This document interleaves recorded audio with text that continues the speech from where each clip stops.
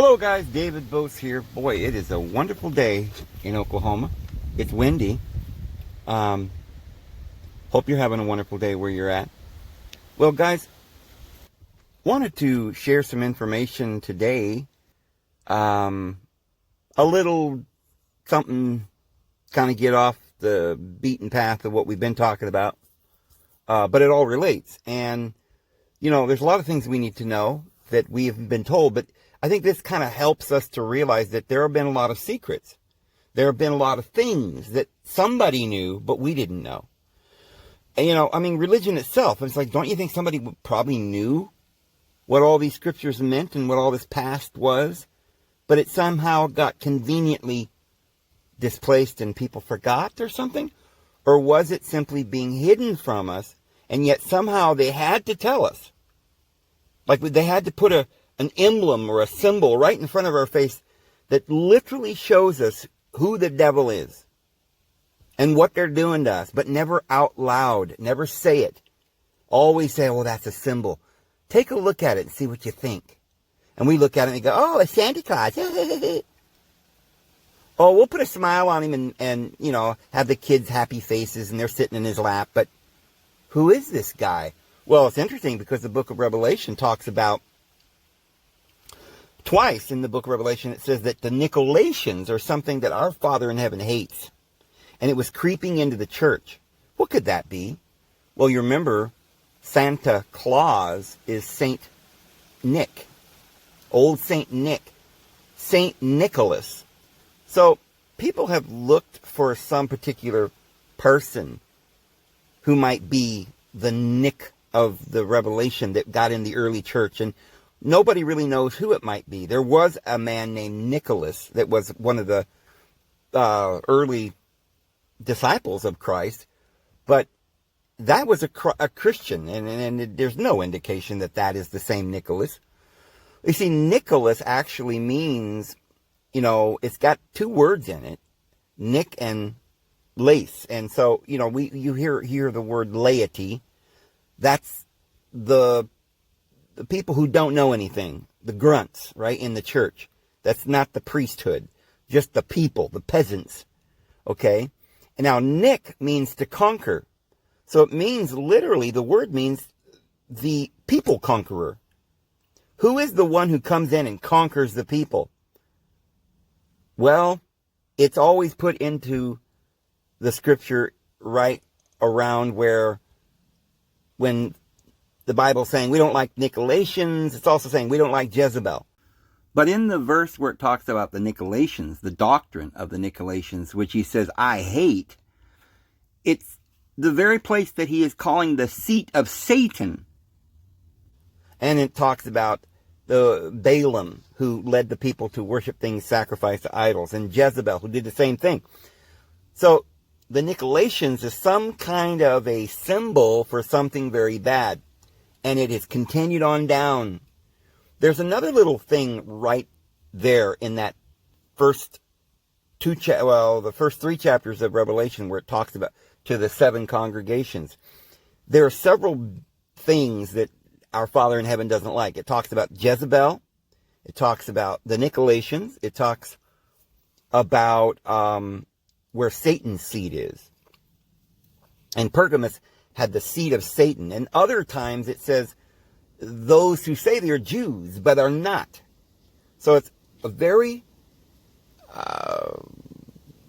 particular thing that the scriptures are talking about when it talks about the Nicolaitans. It's some symbol that they're not just going to come right out and tell you, but they're going to give you all kinds of clues. Something's going on. One thing I wanted to point out, is that throughout our history, we've got a lot of little characters that have pointy ears. Sometimes in modern times, these characters have come to be characters that we dearly love. Like, we all go and watch the movies. And the little elves, oh, they're so cute, right? Well, Santa's the head of the elves, and they all have pointy ears. Where did that come from? We're going to show it has to do with Saturn. Saturnalius, it was the time of year. that they worship Saturn. And Saturn is a planet that has a ring around it. Well, when the ancients would look in a telescope at Saturn and they'd see the ring, it looked like ears, little pointy ears. Or sometimes they called it horns. Of course, we've got the paintings of Moses with the horns and stuff. So the horns, what does it mean? It literally means Saturn, and that's where we get the word Satan. And it's also depicted at the bottom of the wheel. We call it today Capricorn. Look at Capricorn. He's got a beard. He's got the little pointy ears. And he's got horns. And he looks evil, right? He's supposed to. Nowadays they kind of clean him up, make him nice, and call him Santa Claus. But, you know, there's all kinds of symbolism still there. I mean, why is this big fat man with a long beard and a pointy hat and little pointy ears just like the devil? Remember, the devil's always wearing red too. And the cardinals wear red, right? Because he was a saint. Well, he's got this bag of, you know, presents. Who's so magical they can run around in a chariot? They get 7 reindeer, and they're going to give children presents, and he knows what you've been doing, whether it's naughty or nice. This is a godlike figure. This is well, if it's not our Father in heaven, it's not Jesus, who is it? Well, it's the other deity, the God of this world, who gives presents to anyone who's done his will or kept his law. But if you don't keep his laws, if you're not nice, then he gives you the trick. You know, kind of like Halloween, trick or treat. These celebrations, they're not celebrations for me, but these holidays, we even got the word Hollywood. That's where they got their new temple. Temples always had dramas. You would go in and be initiated as they had dramas, and you would learn things in the drama. So now we're getting the drama from, we're all somehow in this priesthood, in this kingdom that we don't even know we're in. And we have to be ruled over by people in robes, you know, and we're going to school and getting our black robe, and we wear the square hat of Saturn when we graduate. But what are we graduating from? Well, we go from, they teach us darkness. You go through all of high school and college, and then they give you a black robe. That's your cloak. Now you've learned all the lies. You don't ever learn the truth until you stick with it, and you do whatever they tell you, and you finally graduate, and you get your PhD, and then you're a dossier, a doctor, or a scientist, and you got a white robe. See? But before you ever get the white robe is underneath. And you can only see the white robe sticking up over the collar. It's called the white collar. And so there are white collar workers, meaning they are the upper class. They are the priests, and they rule over you. And they're cloaking the truth. They're lying to you, and that's what this is about. And so when you see these pictures of Santa Claus, they're lying to your children. They're teaching your children to worship Satan, but they're calling him Saint Nick. And they're making him all jolly and stuff, but they're really basically teaching the children to be greedy and to be trying to do things to get rewards, but they're not teaching them to be a good person. It's all a subterfuge. Because the entire, you know, the elves and the fairy tales and all of these stories teach us the ancient truth about how we have been taken over by the God of this world. And everything is now being represented to us in symbols. They're hiding it. It's the occult.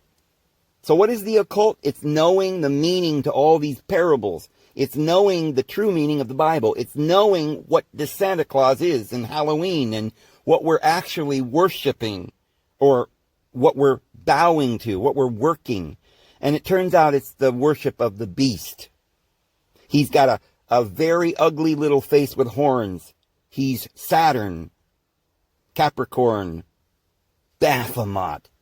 And yes, they taught it to us when we were children. Our favorite shows, you know, it's in Star Trek, it's in Avatar. They got the pointy ears. Star Trek's got the pointy ears.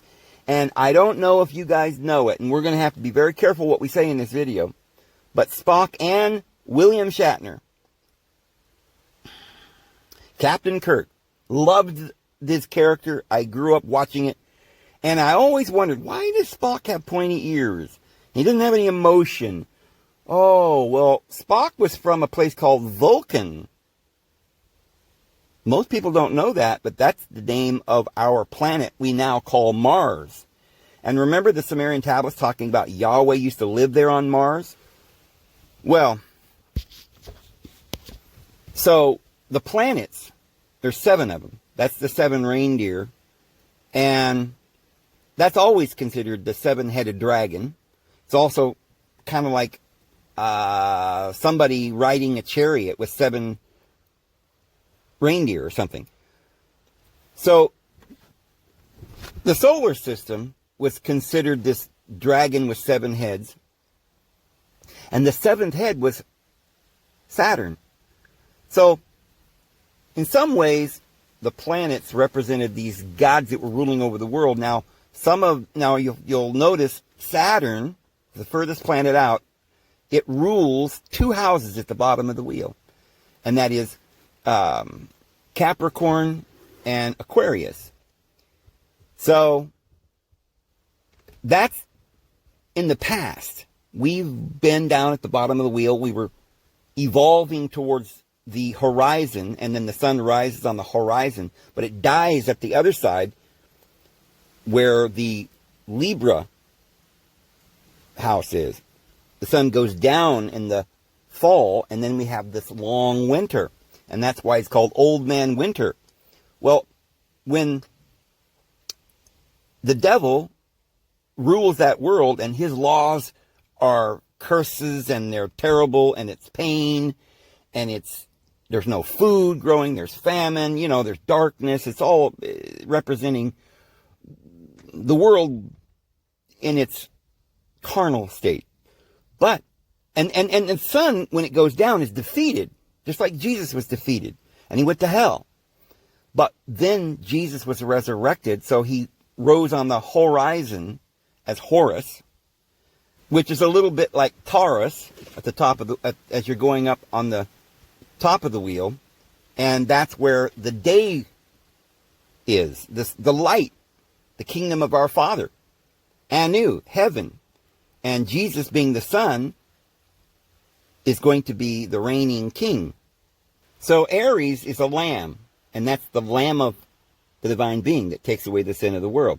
So in astrology is the story of your life.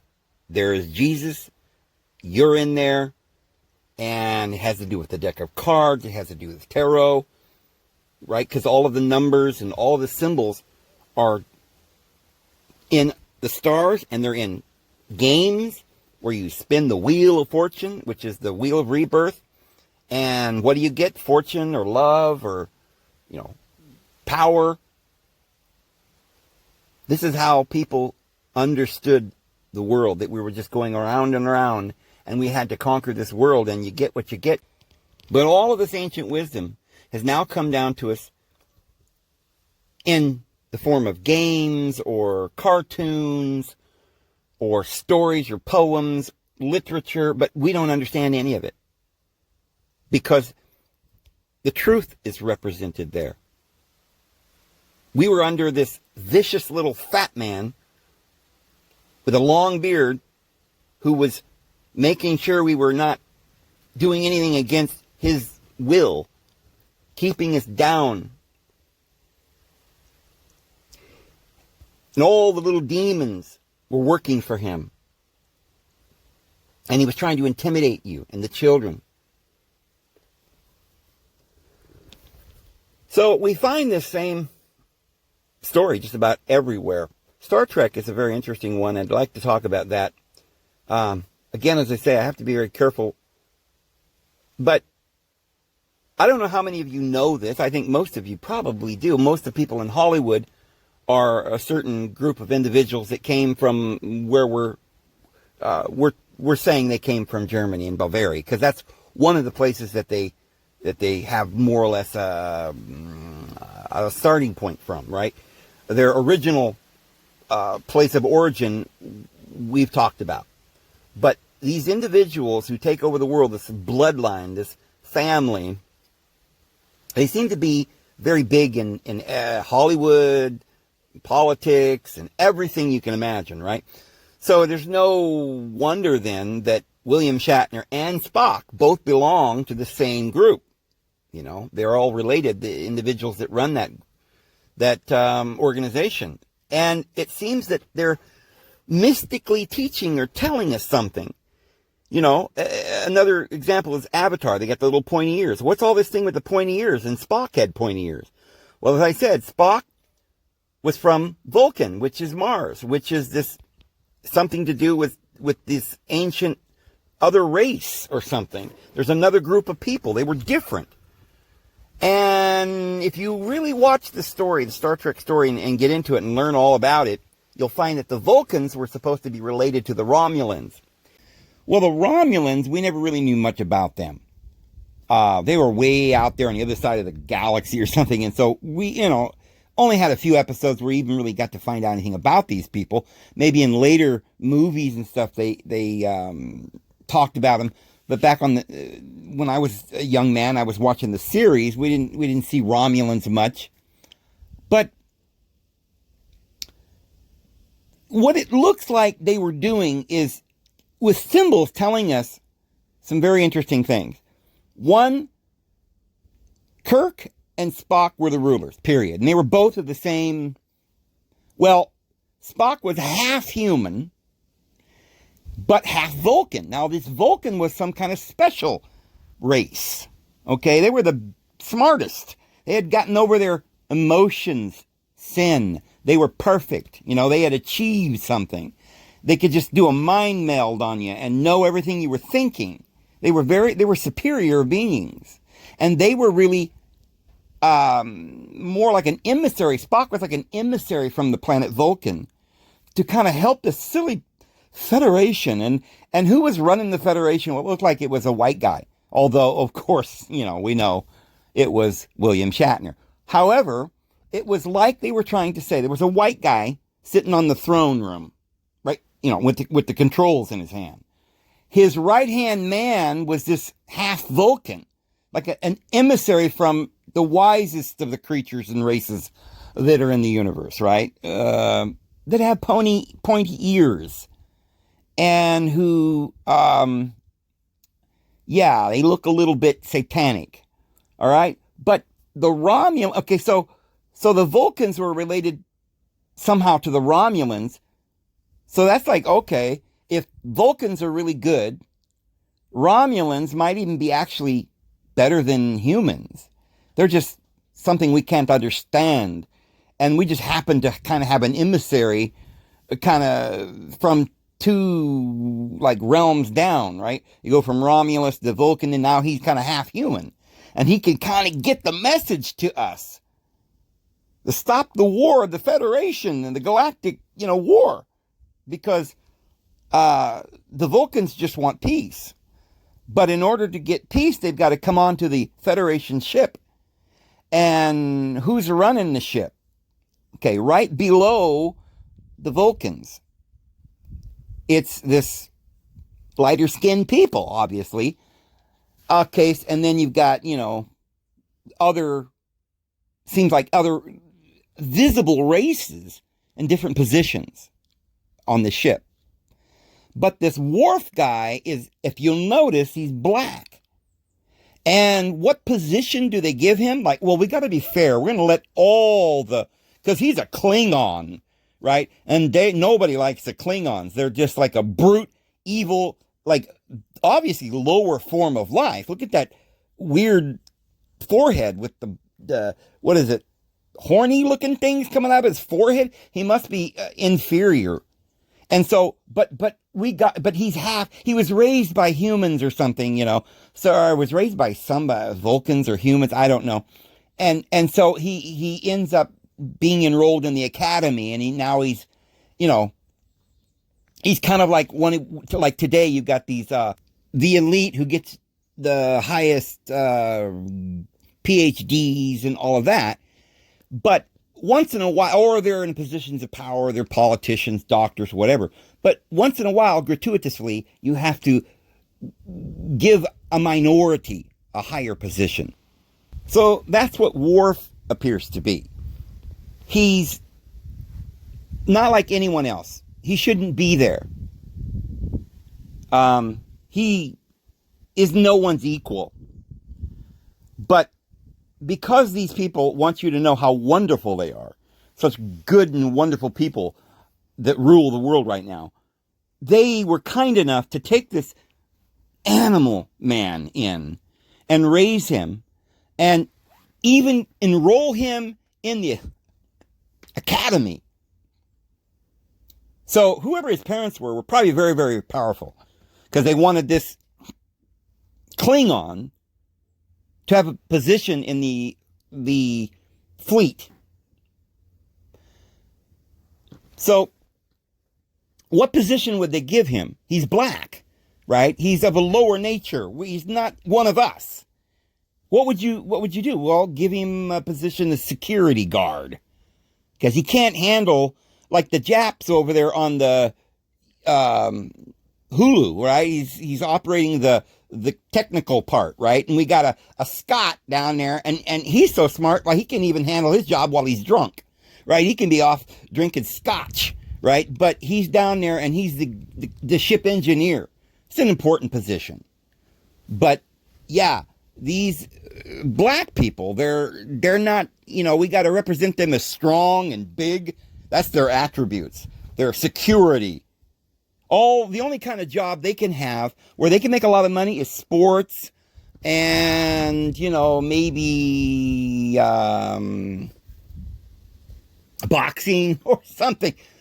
But yeah, they only hand out gratuitous PhDs to them. And it's like they're telling you that this is the way it's going to be for all eternity when we finally go into the sky. There's still going to be this racism going on, but nobody's going to be allowed to talk about it. They look fierce, demonic, pointy ears, maybe horns or a ridge or a spike kind of thing going up your forehead like Worf had. But it represented a lower form of life. They almost look satanic. Okay? Yeah, you can paint a smile on him and make him, an old jolly old man. But the original story was he was a very wicked man who didn't come to help children, but came to steal them and put them in bags and take them away. He was a pedophile. He was an evil, wicked man who ruled the world with an iron fist down there in the darkness where he wants you to go. But he wants you to think, oh, it's wonderful. Look at snow and this world is so great. I'm going to give you presents and we're going to play on our sleighs and drink hot toddies and it's going to be wonderful. And so they've made Christmas out to be some kind of part of the Rubik's Cube. You got to figure out, like, it's not just a season, but it's a holiday season. And we've got to constantly, for several months, think about, Halloween and, jolly old Saint Nick and all of his tricks up his sleeve. And practice greed and competition and never really grasping that this little jolly old man is being portrayed as a jolly old man to you, but your subconscious mind is understanding what they're saying. You know what the symbolism is all about. You understand there's something very evil going on, So William Shatner or Captain Kirk and Spock, both, I can't say what I want to say here, but they're related, okay? Try to understand what I'm saying here. They're related. They have the same religion, okay? They have the same religion. Now, there's a story going around where, you've seen where Spock makes that hand sign, right? Where it's kind of like the V, right? But he's got two fingers, the pinky finger on one side and the index finger on the other. In the middle is a V, right? And then the thumb is kind of stuck straight out like an L. Well, Spock tells in several interviews, if you go on the internet, you'll find one of those interviews where he tells how that came about.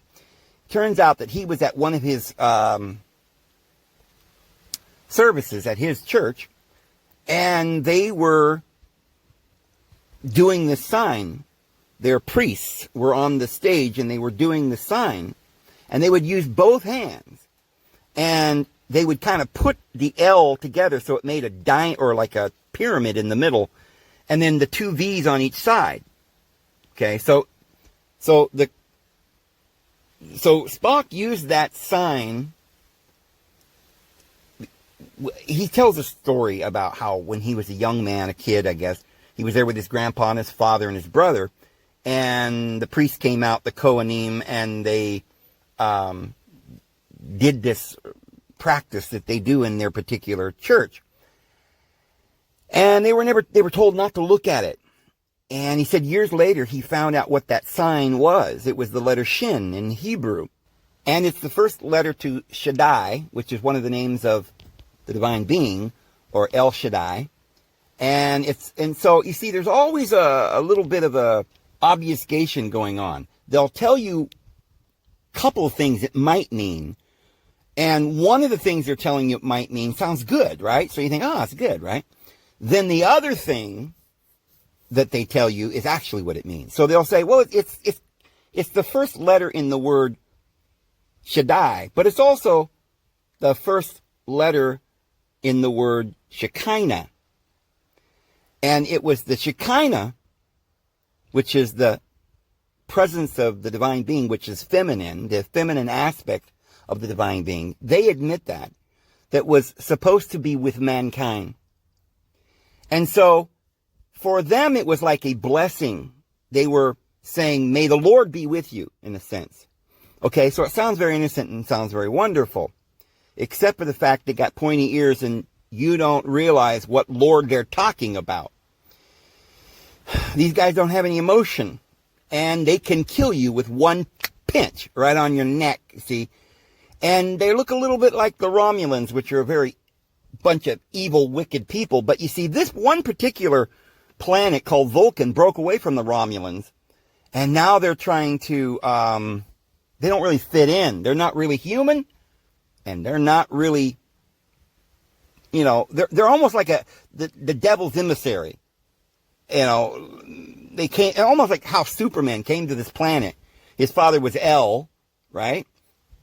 And he's got a serpent on his chest, and he's superhuman, and he's trying to save mankind, but really, he doesn't have a planet anymore, and he's trying to get human beings, he's kind of making inroads, making us like him so that they can stay here, and then they end up ruling over us, right? They're ruling over the media, like Batman, who's a bloodsucker, like a vampire, like a little pointy ears. Well, he was down in hell, and he comes out, and he has control of the police. So they have control. Remember, the Joker was driven insane by Batman's father because he was just a peon, a nobody. And he was told he was nobody. He was kicked around and abused. And he went crazy until he finally woke up and wanted revenge. Well, the story is talking about how the Bat is really the bad guy, and Joker was originally the good guy, but he went crazy. Mankind went crazy over their rule. So, you see, what you're not supposed to know is we're being ruled over by some emissary from the darkness. And he's got a special language. He's not like us. He's got weird little funny ears because, you see, the ear has to do with how you perceive or understand or hear. So they're very wise, or they're very keen. They've got, what kind of wisdom would it be? Well, it's not the eyes that are so great. It's the ears. So if they'd had good eyes, they might have been spiritual, but it was the ear. And so it was sort of an advanced technological wisdom. Not really the kind of wisdom you would want. And they could they had all the answers. I mean, everybody went to Spock, and like he was like a walking dictionary. He knew everything, and he was powerful, and he was more or less running the ship. He had basically taken over. But I remember when I was a kid, I used to kind of pick up on it. And I started, wait a minute, I see here we've got all different kind of people up on the deck, or whatever they call that, where they're in that saucer area, right? And they got all the computers, and they got, the throne. Is like Captain Kirk sat in the middle on this throne, right? He was the chief. I always thought, I didn't even know, he was the same religion as, Spock or whatever. And as a kid, I don't think I even knew that. He looked like some white guy. So I thought they were saying, well, America, white people, rule the coming new world, right? When we go into space travel, it'll still be Americans leading the group, right? The pack. And then you notice that there was a black woman who ran, I don't know, I think she was on the CB radio or whatever kind of, communication systems they had. A Hulu or whatever you call it, or what was her name? Anyway, then they had some kind of I think it was a Japanese guy that was over like the technological part of the ship. Well, that's kind of, a stereotype, the Japanese being so good with computers. And you got an old drunken Irishman, or a Scottishman, I guess he was, who ran the mechanical part. He was the engineer. So, I don't know what nationality Bones was, but now look at the new generation. Captain Picard seemed to be like French. So now it was the French ruling. And his right-hand man, I don't know what country he was from, to be honest with you. But it's the same kind of thing. And then they had Worf. They replaced Spock with Worf, I guess, in some sense. Although Worf was security. But they did this on Star Wars, too. I mean, you had all the different races that were represented. But the guy that was Obi-Wan Kenobi, another one of the member of these family. And it's almost as if if you watch the movie itself and you find out where they were born, where they lived, and the character's bio, if you will, they always, in the fine print, tell you who these people are that are running everything. And, of course, Luke's dad was Darth Vader. Well, he's the evil person, but he didn't really do it because he was evil. He did it because he loved his wife, and they drove him crazy or something. He was like a fallen angel in some sense.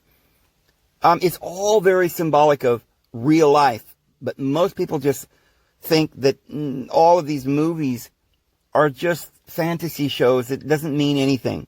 But they're really subconsciously giving us propaganda.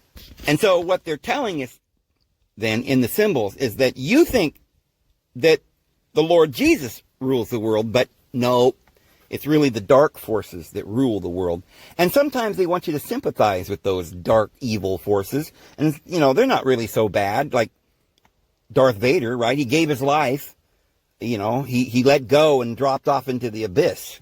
He went back into the abyss like the devil goes into the abyss and comes back out. I wouldn't be surprised if one day they'll have a sequel and it'll be like Darth Vader comes back, he lives or something. But, so it kind of looks like they paint this picture for you and sort of make the devil look like a good guy. And he's very wise, and it's very seductive, right? Like vampires. All the kids want to be vampires now, right? They suck your blood. Oh, that'd be cool. Or a Wolverine or something. But it's always these weird satanic characters that somehow they endear you to them. Like there's even movies now about Satan, and people are like, oh, well, I guess he wasn't such a bad guy, because in the movie, he was a good guy. He had a reason to kill everybody. I remember a long time ago, I saw a little part of some movie, some vampire movie, and this guy, I mean, they showed, vivid picture of him murdering somebody. It was just awful. I couldn't, once I saw that, I shut it off. I didn't watch the rest of it. But I noticed that they were trying to almost make you sympathize. Like he had to kill, to eat. And there was another movie like that too, and several of them. But they want you to sort of start thinking, well, you're a bad guy because you can't keep all these laws. You're another one of these bad guys. But you know what? Hey, you're actually a good guy. That's just your nature. Just indulge in it. But I think the real reason for all of this is because it's a little bit like, remember the word, you remember the movie, I think it was called Star, Gate, or was it Star Seed, or, I don't remember. Maybe somebody out there will know what I'm talking about. There's a movie where, I think it was Jeff Bridges, there might have been somebody like him. In my mind, I'm thinking it was Jeff Bridges. He was a young man at the time, and he was playing in like an A&W or something, and in the back room they had this arcade game or something. It was like that game Asteroids. I used to play that when I was younger. Sometimes it was kind of fun. But anyway, it's like you were in this airplane and you had to shoot down as many of these little stars as you could. And so you are basically flying an airplane simulation, and you got to get better and better until you can defeat all of the forces, and then you win the game. Well, nobody had ever won. And the reason that they had that game in there, that arcade game, is that some other beings from other planets put it there. And they were going to wait until some kid came in and won the game, and then they would take him as a starfighter. But you get the impression that it's kind of like everything we do in this world. We don't know it, but somebody's watching us. And they're waiting to see if there's anybody can figure this maze out. Is there anybody can figure out this Rubik's Cube? Like, we're being fooled. And we have to wake up. It's like that's the whole reason we're here. And everything around us is just symbols. Even the earth itself is almost symbolic of real life that we're going to eventually have if we can overcome this world. So it's like, this is not just something like religion or some fantasy thing. This is real.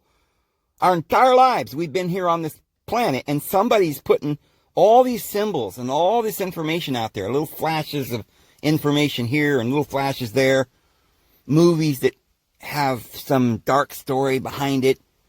Now, on the surface, all the idiots run out and want to be the bad guy, right? But the wise, they step back and they listen and they watch and they say, what's going on here? And they figure it out. And those are the ones that get to graduate. Those who see this world and realize that it's a big lie, and they wake up. Now, I know a lot of you are thinking, come on, Dave, the Bible's very simple. It just says, do what's right, serve the Lord. I mean, this is not some, Rubik's Cube. It's very simple. Yeah. See, that's the thing, simplicity. Those who are able to see that simple truth and not get caught up in the luring effect where they're sucking you in behind the scenes. They're saying, well, over here we've got this truth, but take a look at the dark side. There might be a reason for the dark side. It's like some convoluted reasoning, and so many people get sucked into that. And then they end up ruining their lives. It's like, you lose. Like it's the Joker. He tricked you into believing he was the good guy. So, there's just so many things. I mean, you've got the emblem for Star Trek. Look at it. It's two triangles put together. It's the six-sided star.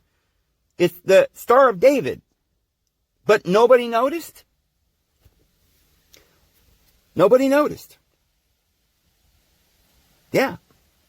There you go. And this is what they're trying to, I guess the devil is hoping that you'll believe your eyes. You'll see the movies and all the knowledge in the world and the schools, and they'll teach you all this stuff if you go to school, and you'll believe it. You'll take it literally. It's only a very few that say, you know what? This is all a lie. You know, everything I've learned in school is like some kind of weird, twisted nonsense. Right? The morality they tell us, oh, you've got to be moral and keep the 10 Commandments. Why? It's the actual opposite of that. The first 3 commandments is get down on your knees and worship the devil. It's basically what, I am jealous and that is my name and I am the God of vengeance. Get down and worship me. And we're like, oh, well, to be moral and right, you've got to do it. Well, he's God. You have to do it. And see, we've been told that the devil is the Lord and the Lord is the devil. And everything is backwards. But I do believe that our Father in heaven would not allow the devil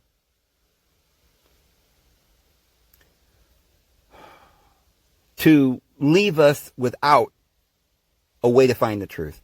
So even in the Old Testament, where you've got all this literal nonsense and murder and vengeance and genocide, if you read it, you'll see there is a symbolic story. Behind the scenes, it's telling you none of this is right. And people who wake up and realize that deity is the devil, they're the ones who finally get it. And they realize, oh, this world is evil. They're lying. So the way to figure it out, it's kind of the same thing they do, you know, in math. They give you a math problem. And it's not like they're trying to show you what the solution is. They're trying to see if when you look at that problem, that mathematical problem in physics class, they're on purpose not giving you the answer, on purpose making it difficult. They're trying to get you to expand your mind. They're trying to get you to think outside the box. That's why we're in this world. All the evil, it's easy to believe whatever you see and just, oh, okay, that's what it is, and just go to sleep. But those people don't graduate. Look more carefully, and you'll see that's a lie. And then once you realize it's a lie, then you go, wait a minute, why is it a lie? Oh, I'm supposed to figure this out. I've got to get over the hurdle.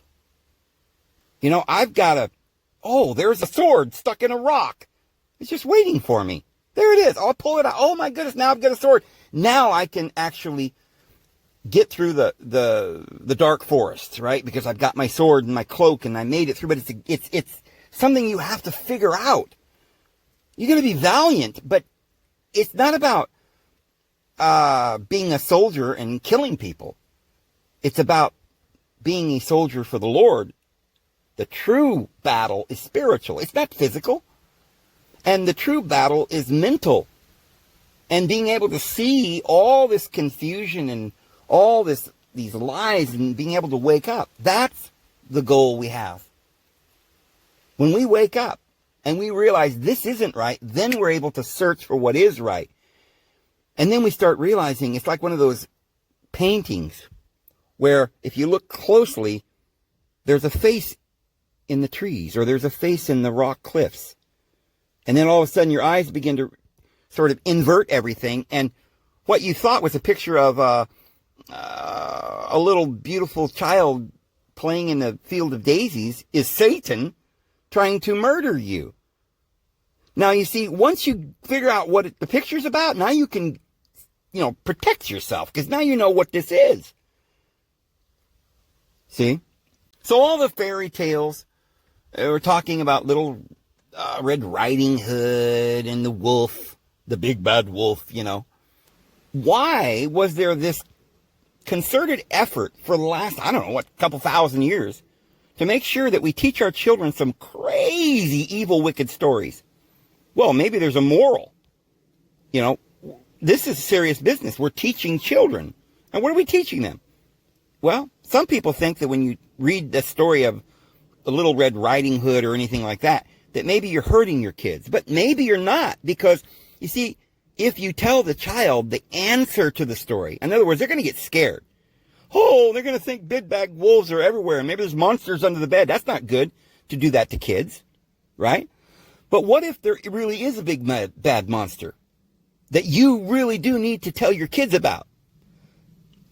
Maybe that's why we had these parables that come down to us, because politically there were governments and religions that wouldn't let you talk about this kind of stuff. You weren't allowed to tell your kids the truth. You had to send them to Catholic school, right? And they taught them the indoctrination. But maybe secretly, other people went underground and said, no, tell your kids that there's a big bad wolf out there. And maybe that kid will get big eyes and get scared, but maybe that's good for the child to understand that there's something to be scared of. Now, maybe at first, subconsciously, you're thinking, well, I'm just scared of monsters that don't exist. But you see, maybe the monster does exist. But if you figure out who the monster is, you can avoid him. Well, I imagine that's why the devil likes that story, is because it scares the children, right? He likes that. Halloween, all that stuff from the devil, right? But why does the Lord allow it? Because the Lord wants us to understand that though the devil gave us this story that scares the crap out of us, we can still, in the long run, after we get back and look at all religion, all the stories, and everything that's going on, we begin to see a theme and we begin to wake up. And you remember, I was taught when I was a little kid about Santa Claus, and I was taught about the big bad, wolf, and, the three little piggies, and the big bad wolf always is in there somewhere. I guess that's kind of like the wolfen, or the evil bloodsuckers. They're always after you. I mean, maybe it was trying to help us remember that somebody's after us, and this is not normal. Why would a wolf be after a little? Where's the Little Red Riding's parents? I mean, it's not a real story, but in a sense, it kind of is. Like, where is our parents? Where's the people that are watching over us? Why is little children walking alone in the forest? Well, that's a story about what we're really actually going through when you actually wake up and you realize that, yeah, it might not be a good story to tell your children, but it's actually a true story when you know the meaning of it. And so the same thing is true of all these movies. Like when you finally figure out Star Trek, it's actually helpful because you realize, oh, I get it. I see what the devil's trying to do. He thinks he's going to be the ruler of the ship. And he's got this whole thing planned out. He's going to the stars, and we're all going to, go into the future with him at the helm, right? The devil's going to be at the helm, and we're going to look up to him, and he's so proud. He's so proud of himself, and he makes himself out to be this character, a movie character, right? He can be anybody he wants because you don't really know them personally, just on the screen, and they wear a cape. They're your savior, the man in the cape, but they're not really your savior, are they? There's ulterior motives. But our Father allows all of this. He allows us to be in this world. I don't even think he would have even let us come down here if he didn't know that we could figure it out. We probably agreed to come down here knowing that we would, have sort of a blinders over our eyes, and we would have to figure out. We would be lied to. We wouldn't be able to figure things. We'd have to work hard to figure it out. We knew that when we came here. Kind of an example of what I'm trying to say. I don't even know if y'all out there really even completely understand what I'm saying, but take this whole mountain burning with fire that's about to fall into the sea over there, the La Palma volcano. Well, if it happens, okay, what they're saying, and it falls off into the sea, and there's a big tsunami, and the tsunami comes and just kills everybody, well, that would be a bad thing, right? How could the Lord allow that to happen? But isn't it weird how, the Bible says that all things work for good for those who love the divine being. So all things work for good. I mean, even if the devil has something bad in mind, in the end, it's going to work for good for us. It only works for bad for them. It ricochets and comes right back and smacks them in the face. Because this big wave or tsunami is going to hit the coastlands. And that's where all the liberals and the conservatives have their headquarters, right? That's where they have gotten so much sway over the people. The people that are completely blind and have no clue. Most of them are living in New York and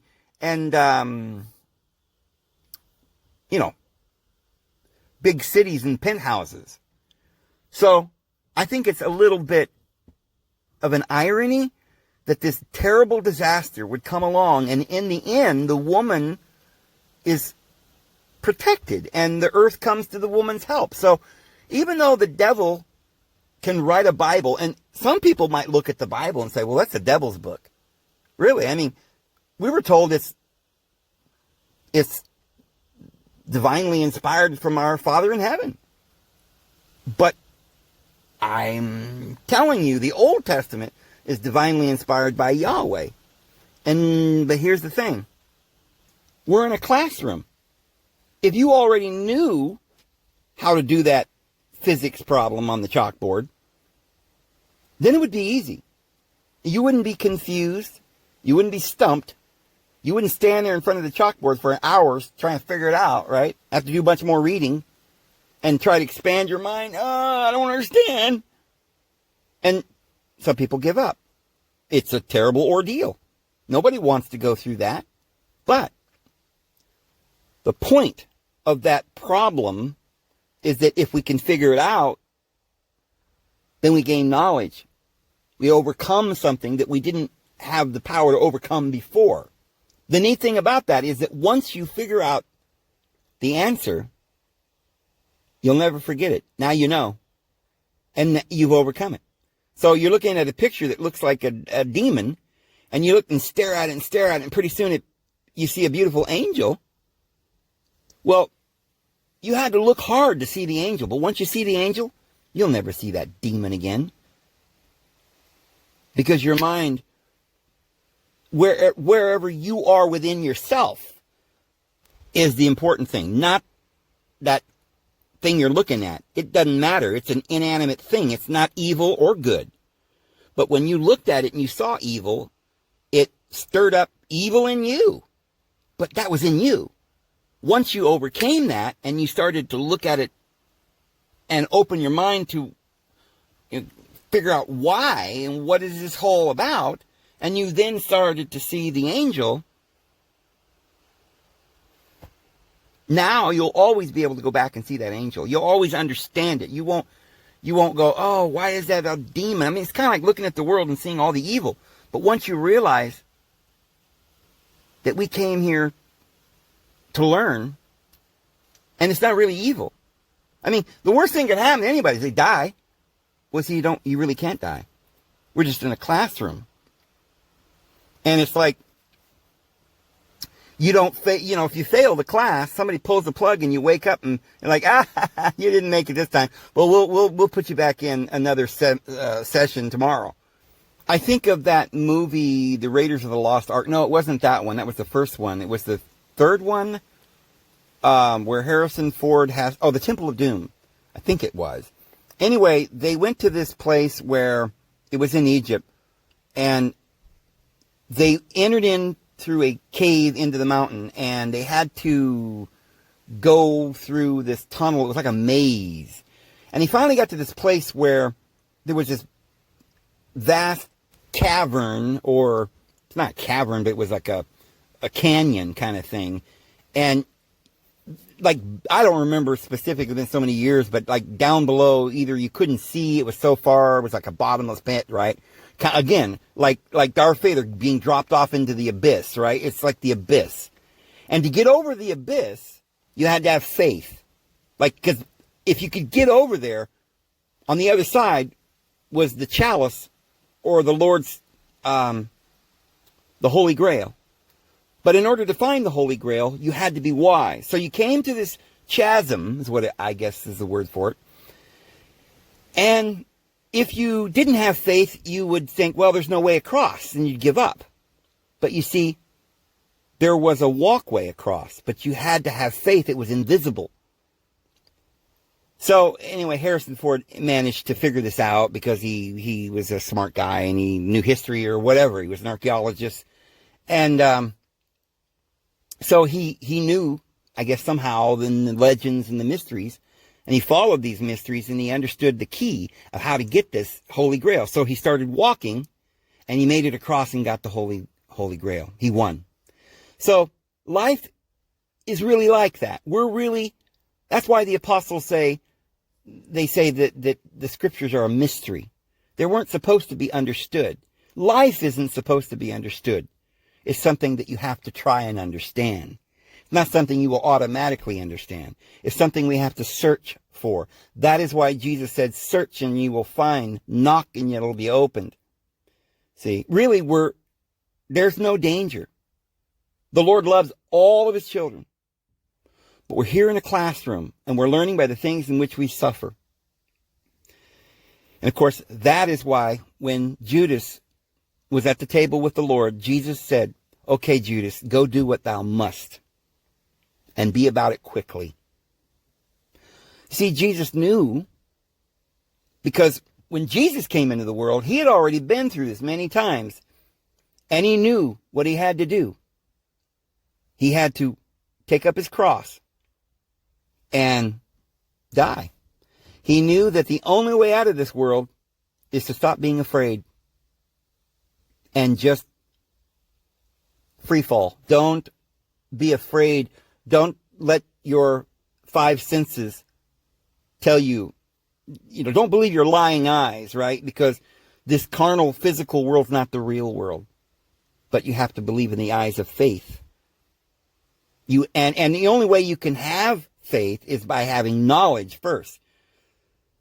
By searching, by knocking, by seeking, and by learning. So, anyway, I think I'll probably leave it there. And I'll go ahead and get this uploaded. We'll see you guys tomorrow. Hope you have a great day.